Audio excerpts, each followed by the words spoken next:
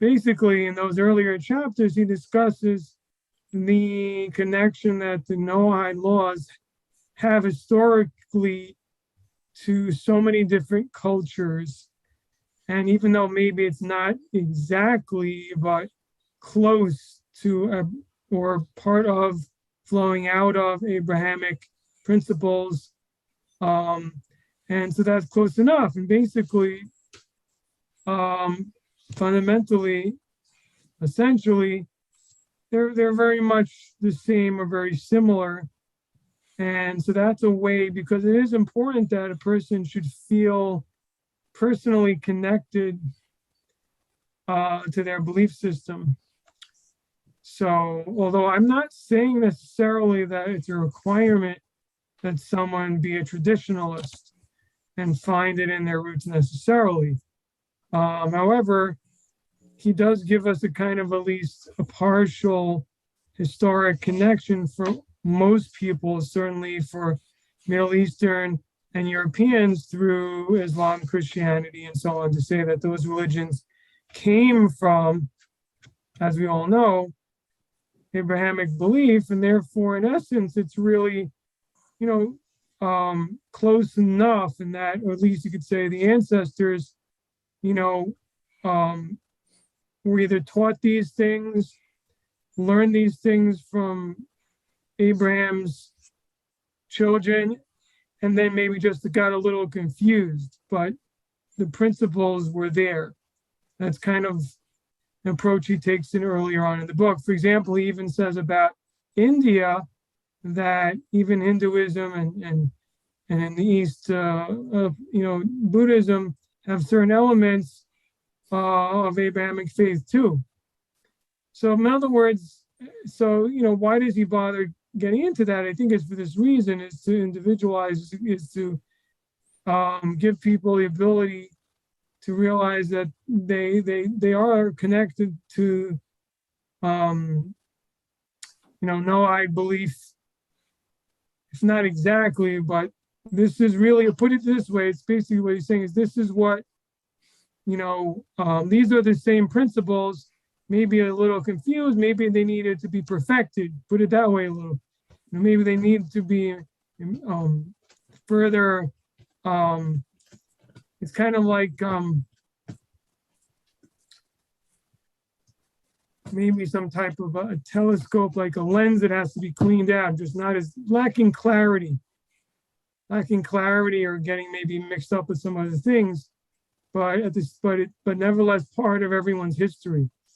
So anyway, that's just a segue from what we were talking about to where we are now, because it is important. And I think I get a sense from most people who are here that they are here because of that. In other words, that in this study here resonates with them the moral principles that they already know or learned in their home, or they already resonated with them because of their upbringing. And and so this isn't something foreign, this is something close. Does anyone agree with what I'm saying? Because I'm kind of speaking Yes.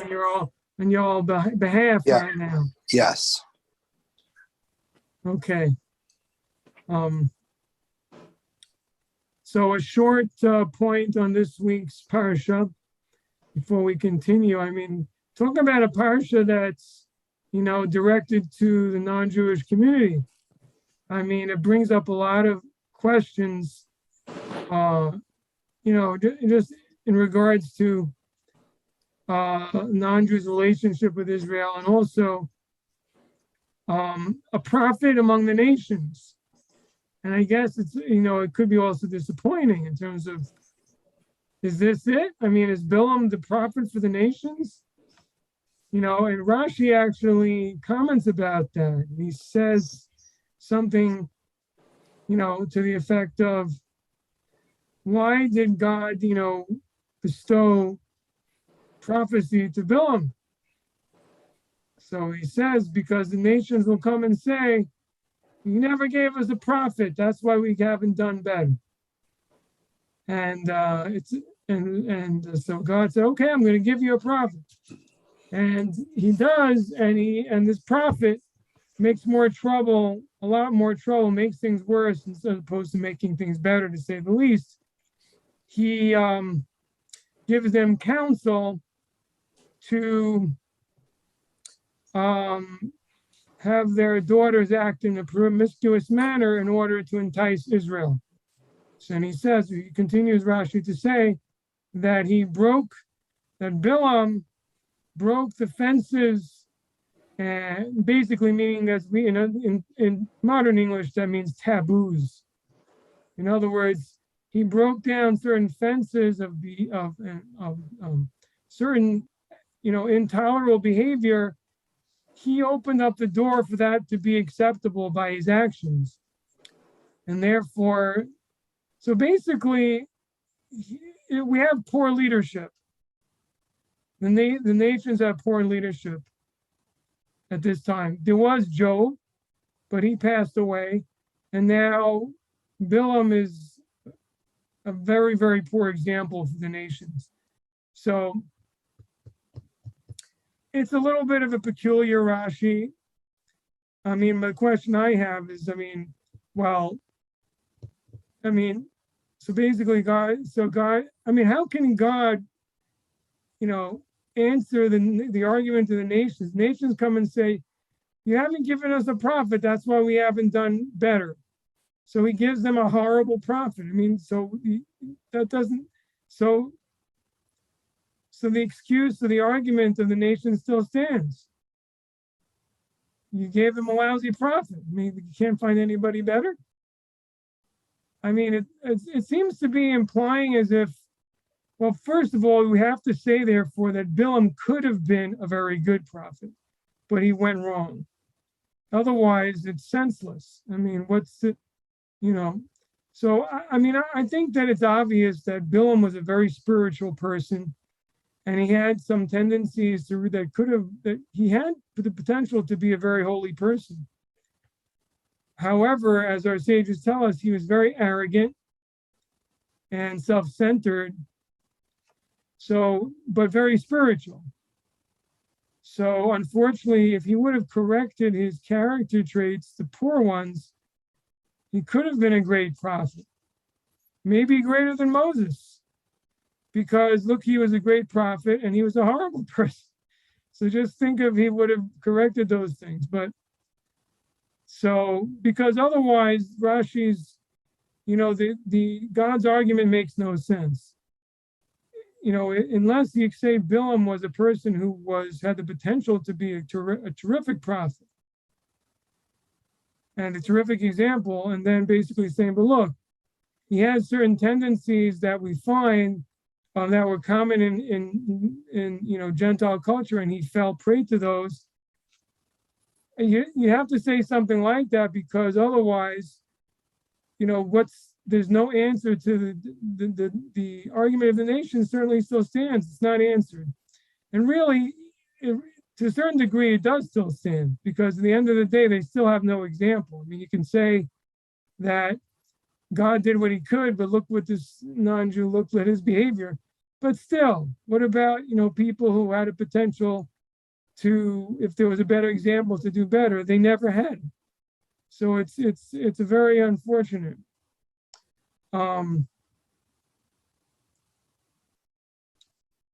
Yeah. So I guess you could say, for one thing, I think there's a lot of lessons to be learned from Bilam. The dangers of greed and the dangers of selfishness and arrogance. Basically, those are his character traits. If he wouldn't have been so arrogant and greedy, then he may have, humbled himself before Moses and became a student and became a totally different person. But instead, he used his powers to, make money, basically. So, and we also see he had a terrible hatred of the Jewish people for some reason. It's also never fully explained why, unless it's jealousy. Again, that's part of his arrogance. So these are things that every human being has to stay away from. As we said last week, the laws given to the nations are rational in nature. And certainly all these poor character traits, the fact that a person has to stay far away, this all comes from the realm of reason. So I don't really have any answers as far as the whole Bilam chapter as it relates to the non-Jewish world, except that obviously he's not an example. And whatever was attempted through the point that our sages make through Bilam was a failure. I mean, basically that's what we're saying, is that he, being a leader and an example, failed. So therefore, I guess you could say what we're left with is following Moses' prophecy in a certain way, and maybe that's better. In other words, what I'm saying is we're left with the nations having to follow Israel as their prophets and leaders, and maybe that's not bad. Maybe that's a good thing. So, okay. So let's go back to our study now. Page 147, beginning of section C, chapter 6. The content of the 7 Noahide laws. The striking quantitative difference between the 7 Noahide laws and the 613 laws given to the Jewish people is particularly explicable as follows. So he's going to give an explanation why to the nations it apparently or ostensibly they have only 7, and the children of Israel have 613. What a wide difference. Seems really extreme in terms of the difference in the quantity of commandments. So he's going to explain it's not quite as that. So the 7 Noahide laws are general laws. The 613 commandments given to Jews very often include specific but related commandments. So in other words, for example, the prohibition of idolatry in the 7 Noahide laws. Within Jewish law, there's scores of laws that are involved with idolatry. So, there's the prohibition of prostrating yourself, building an idol, owning an idol, bringing sacrifices to an idol. But for the Noahide, it's within the purview of the prohibition of idolatry. It's all included in that one statement. While to the children of Israel, they're broken up into separate ones,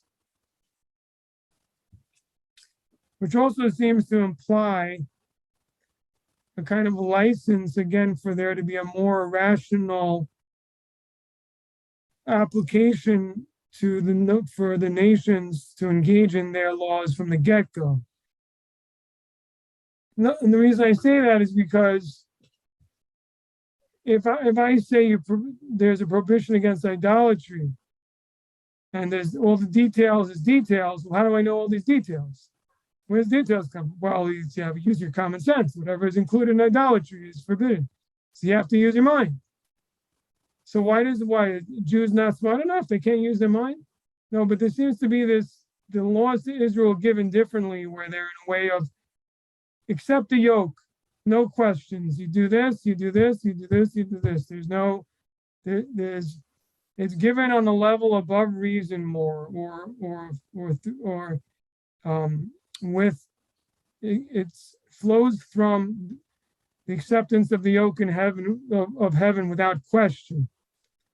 While to the nations, there's an allowance for them to, be themselves more and to operate within the level of reason from the beginning.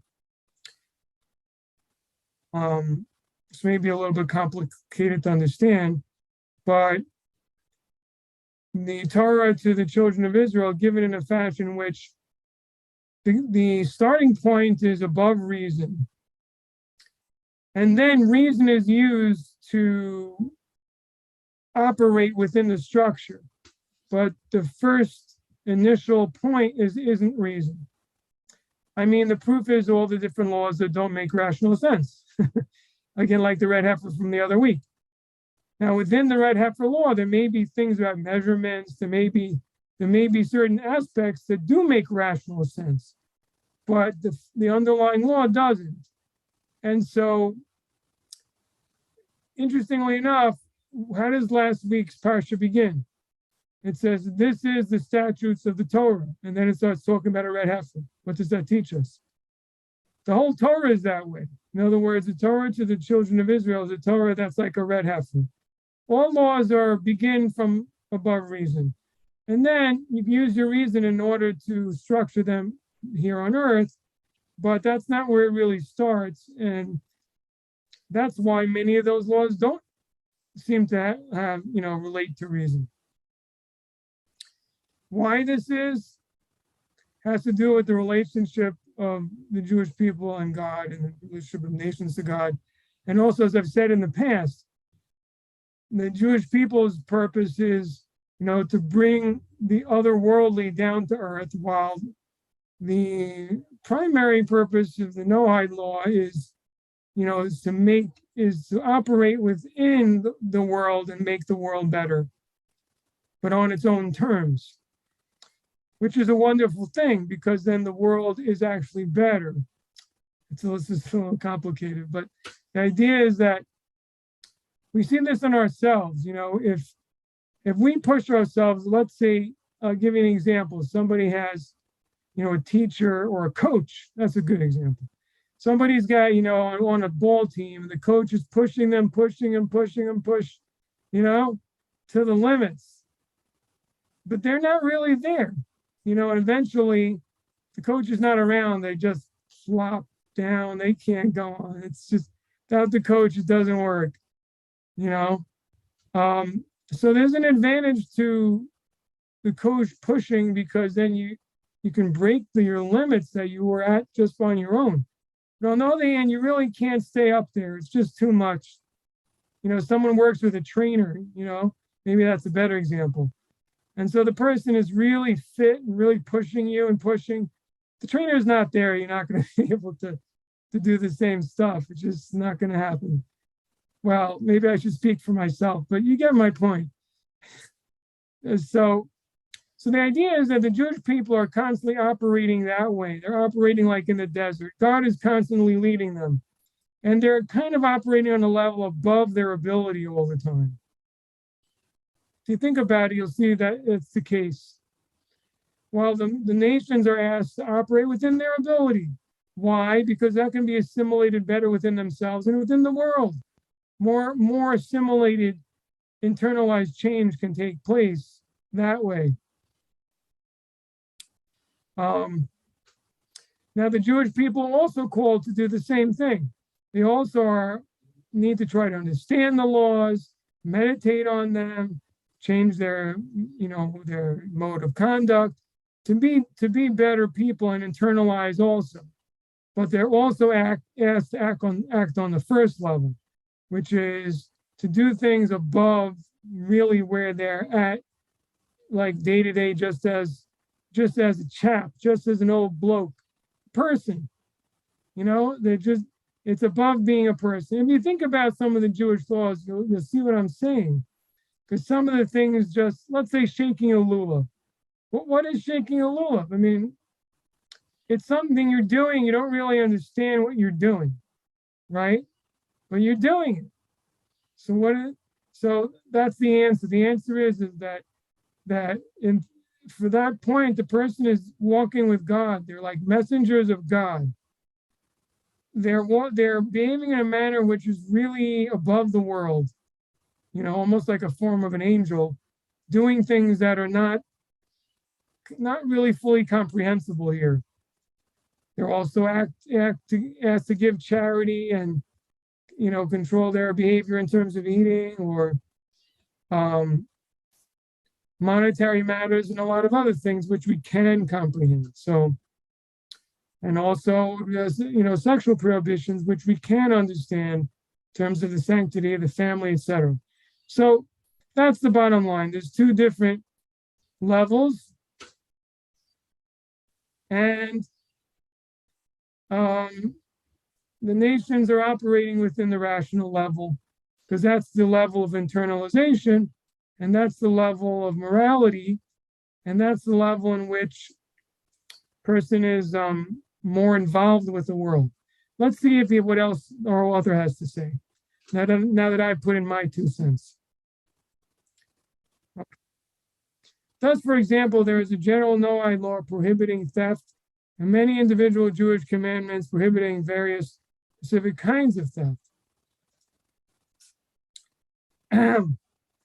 So within Noahide law, all the different kinds of theft are included. In Judaism, in Jewish law, in Jewish commandments, every specific type is a separate commandment. We continue.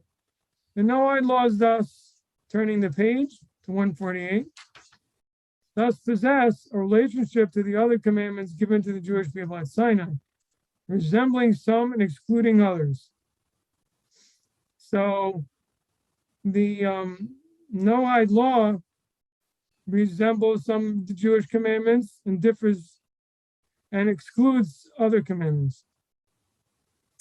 Where there is a resemblance, a key issue is what the nature of this relationship is.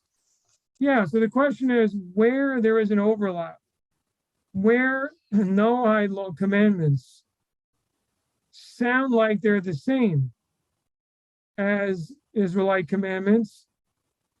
So are they the same or they're not? And so let's say they are the same. What would that entail? So what difference would that make?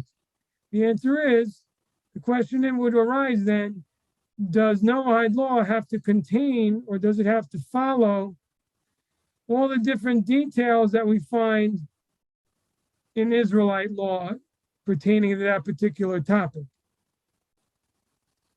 So again, sticking to theft, if in Jewish law there's certain laws about theft, for example, about if the item changes hands or if the owner despairs from the item, there's certain laws about returning the item, that he doesn't have to return the item, he has to just return value. Is that also true in Noahide law? Do they have their own rules? So that depends. So he says, in the tradition of commentary on the revelation at Sinai, there are 2 principal views in answer to this question. And again, we've spoken about this before, but it's great review.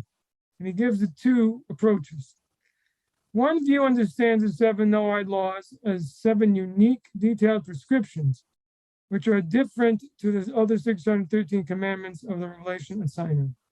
One view is they're completely unique, not connected to the Jewish laws. They're unique, different. So what that means is it gives them a lot more independence. And they wouldn't need to follow the details of Jewish law. Excuse me.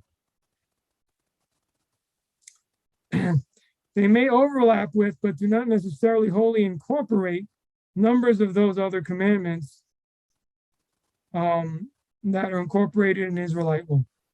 Thus, the Noahide that law of theft has a unique set of features, taking in some and distinguishing itself from other aspects of the related Jewish commandments. It, like all the 7 Noahide laws, has a contour and categories of its own. So in other words, first of all, this has a very big effect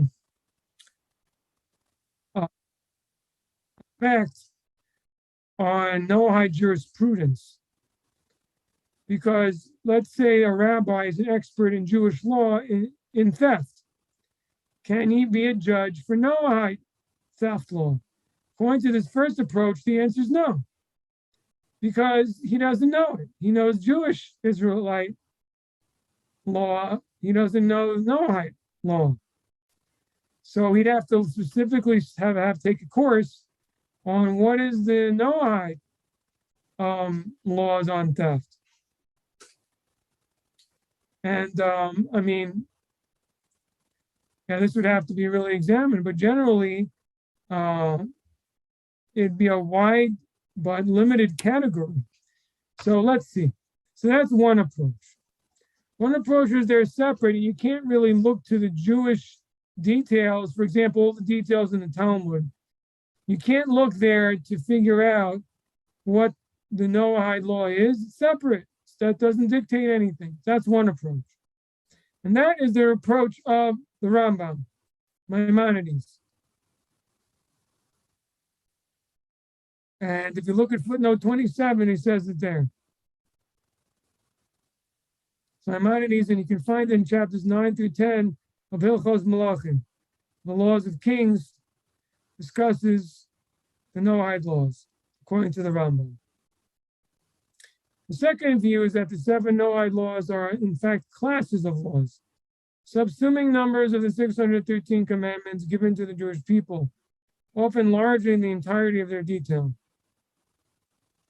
The second approach is not that it's 7 unique categories or commands all their own, but they're classes. Each one is classes of laws, meaning that it subsumes a whole bunch of the commandments given to the Jewish people, often in the entirety of the detail of that law. The first view accordingly states a smaller number of requirements of it and a more minimal standard for Noahide law. And second sets out more requirements and a more maximal standard for Noahide law. And understand, according to the first view, Noahide law is more limited, more general, more baseline. According to the second, a lot more details are included in that, and it's much more expansive. While they differ over the baseline and the bar of Noahide obligation, both views agree that Noahide observance can proceed beyond the baseline. So in other words, even according to Maimonides, you're permitted to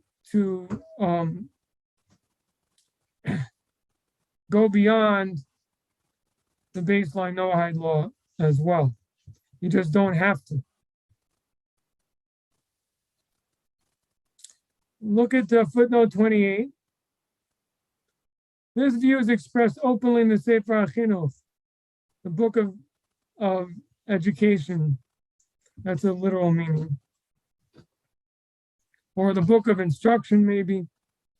Mitzvah 416, where the Minchas Chinuch notes its opposition to the view of the Rambam. So there, the commentary on the Sefer HaChinuch points out that the Sefer HaChinuch differs from the Rambam's view. Rabbi Moshe Wiener has subsequently pointed out to me that the Ramban writes similarly in his commentary. So Nachmanides also disagrees with the Rambam and follows the approach in the Sefer HaMitzvos of the Rambam, the end of Shoresh 14. He also differs with the Rambam and says that they are classes and subsume many different commandments. This approach is also broadly followed by Rabbi Yonason Steif in his Kuntres Dinei Bnei Noach, in his short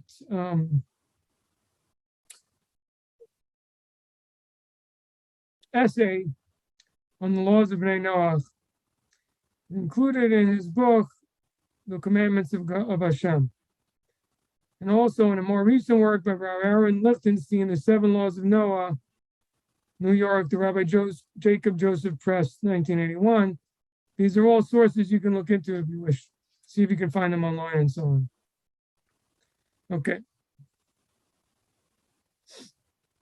The difference between the two views as to whether each of the 7 Noahide laws is a single, though broadly defined commandment, or whether it is a class of seeming commandments from amongst the 613 other commandments, can be seen by further consideration of the Noahide law on theft.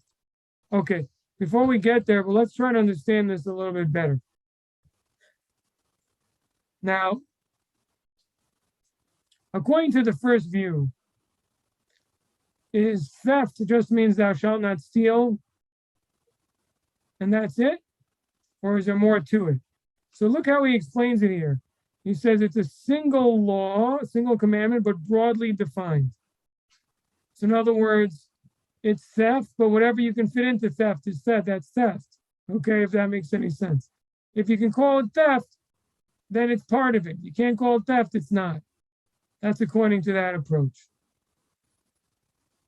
According to the other approach, It may be much broader, but in any event, it goes according to whatever there is in the halacha, that expands upon theft is included. And it's a class of whole bunch of laws. Does that make sense? Everybody with me here, pretty much? It's a little nuanced distinction here, but one law, it says do not steal, and then we just have to understand, based on the plain meaning of the words do not steal, what's included in stealing? What's included in stealing? So you can steal someone's property, you can steal their rights to something, you can steal their invention, maybe an idea of theirs, right? So that's all stealing. Now, what about cheating, deceiving? Is that included? Not technically. It's not stealing, is it? You're stealing somebody's thinking. So that's basically the example of the difference, where according to the second approach, it may include things like cheating. It may include things like causing damage to someone else's property because it subsumes a whole class of law, which is more broad in general, and also, but at the same time, it's interesting. It's both broad and limited because it's broad in the fact that it includes different things that aren't exactly theft, but it follows exactly the Jewish pattern and not more. So that limits it in a certain sense too. For example, there's certain cases in Jewish law where, the famous people make fun of it, the ox that gores his friend's ox, famous case that kids like to pretend is so boring, but it's actually can be quite interesting. But anyway, the point is that according to Jewish law, it functions in a very certain way. For example, if an ox that has no history of goring, hasn't gored 3 times, and developed a habit of goring, then if that animal does the unexpected and does gore and kill another, cow or ox, the compensation can only be collected from the body of the animal, meaning to say the attacking animal's value is as much as you can go. You can't go more. You can't collect more. That's the Jewish law. That's how it is. It's called migufo, from its body, only from its value. It's a limit because since we're obligating someone to pay for something unexpected, it has limits. We don't go any farther than that. So the point is that within Noahide law, even though it would be expansive, including different forms of torts, as they call it in English or French, different forms of harm caused by someone's property, or still, it would be limited by Jewish law. Okay, so in other words, where Jewish law doesn't provide, does not punish, or does not obligate and find one liable, Noahide law wouldn't either, because it follows the exact details of Jewish law. Okay, so it's broad and yet restricted in terms of that. Okay, let's see, he's going to explain this more. According to the first view, prohibited theft is appropriation of another person or property without consent. So the first view, theft is simple. It's taking another person or a property without his permission. That's theft. This has a number of forms. It might include kidnapping a person, openly robbing, or taking by stealth goods of another, holding back wages, and taking unwarranted benefits from the workplace. Okay, so that's interesting. I wouldn't have necessarily thought holding back wages because it's something owed. He's saying that's considered theft. I wouldn't necessarily have thought that. But he says yes, even according to the first approach, the Rambam's approach. Now, and it also includes in theft taking unwarranted benefits from the workplace. So we have quite a few categories here. Now, a number of the Jewish commandments cover these details individually and separately. So even according to the first approach, you're still encompassing a lot of different Jewish commandments and laws. According to this view, the Noahide law of theft specifies from amongst these, and their aspects, only those which share a limited common factor, directly taking something from a person who's entitled to it without that person's consent. So that's how he defines theft. Taking something from a person who's entitled to it without that person's consent is theft. Anything that fits that category is theft. So in other words, we break down theft to its bare bones conceptualization and include everything in that could fit in that. All right, so that's according to the approach that Noahide law is unique. So it's unique means that it is exactly what it says. It's theft, murder, idolatry, blasphemy, etc. But we're going to conceptualize it, break it down to its bare bones fundamentals, and say anything that fits into that is included. And that's that. Next. This next paragraph on 150. This concept, however, would not include liability for a variety of damages out in Jewish law, such as those caused by one's livestock to another. It's exactly what I was talking about. Harm caused by your property or livestock would not be included. For this is not a direct deprivation of another by oneself, but only a contributory negligence in failing to guard one's livestock. Concept would also not include a prohibition of coveting or desiring one's neighbor's property, since that is not an act of theft, but only an attitude which can lead to theft. It would similarly not include a prohibition on taking interest, since that is something done voluntarily by lender and borrower, even though it is a deprivation to the borrower. And similarly, it does not include a prohibition on price hiking, charging an unfair price, since this is done through the mechanism of supply and demand in the course of commercial exchange, which is not like ordinary stealing. And maybe you could say there's almost an element of consent there. Okay, let me stop here. Any questions?